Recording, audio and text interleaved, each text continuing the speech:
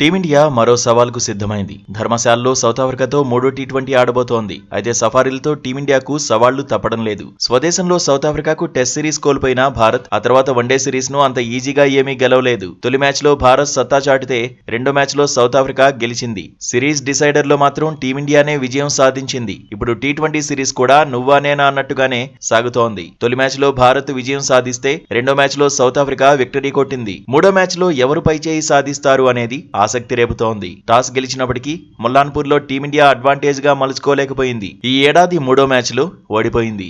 గత T20 world cup తర్వాత south Africa కంటే టీమిండియా విజయాల శాతమే ఎక్కువగా ఉంది. అయినప్పటికీ ధర్మశాలలో సౌత్ ఆఫ్రికాను లైట్ తీసుకునే పరిస్థితి లేదు. గత రెండు మ్యాచ్ల్లో ఆడిన జట్టుతోనే టీమిండియా బరిలో దిగే అవకాశం ఉంది. అయితే బ్యాటింగ్ ఆర్డర్ లో మార్పులే భారత్ జట్టుకు కలిసి రావడం లేదు. కెప్టెన్ సూర్యకుమార్ యాదవ్ ఫామ్ కూడా టీమిండియాను టెన్షన్ పెట్టిస్తోంది. గత 20 మ్యాచ్ల్లో సూర్యకుమార్ పెద్దగా ఇరగదీసిందేమీ లేదు.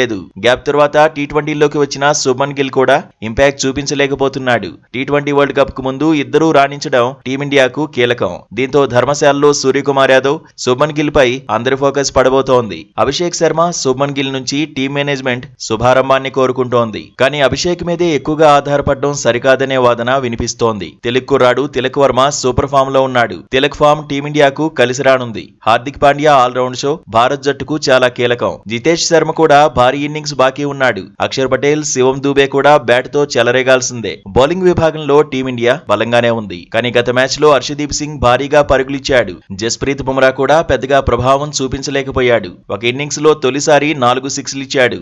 బుమ్రా, హర్షదీప్ దూకుడు చూపిస్తే టీమిండియాకు అడ్వాంటేజ్ అవుతుంది. వరుణ్ చక్రవర్తి ఫామ్ టీమిండియాకు కలిసి రానుంది. మరోవైపు సౌత్ ఆఫ్రికా కొత్త ఉత్సాహంతో కనిపిస్తోంది. రెండో మ్యాచ్ లో గెలిచిన జోష్ తో ఉంది. అన్ని విభాగాల్లోనూ సౌత్ ఆఫ్రికా తగ్గేదే లేదంటోంది. డీకాక్ ఫామ్ సఫారీలకు బూస్ట్ ఇస్తోంది. Markram, Dewald Brevis, David Miller, Marco Jansen, Lungi ఎంగిడిపై సౌత్ ఆఫ్రికా ఎక్కువ భారమే వేసింది. ఇక ధర్మశాలలో టాస్ కీలకం కాబోతోంది. ఈ వేదికలో టీమిండియా 3 మ్యాచ్లు ఆడింది. 2 మ్యాచ్ల్లో గెలిచింది. ఒక మ్యాచ్ లో ఓడిపోయింది. 2015లో సౌత్ ఆఫ్రికా చేతిలోనే కంగుతింది. ఈసారి ఎవరు గెలుస్తారనేది ఆసక్తికరంగా మారింది.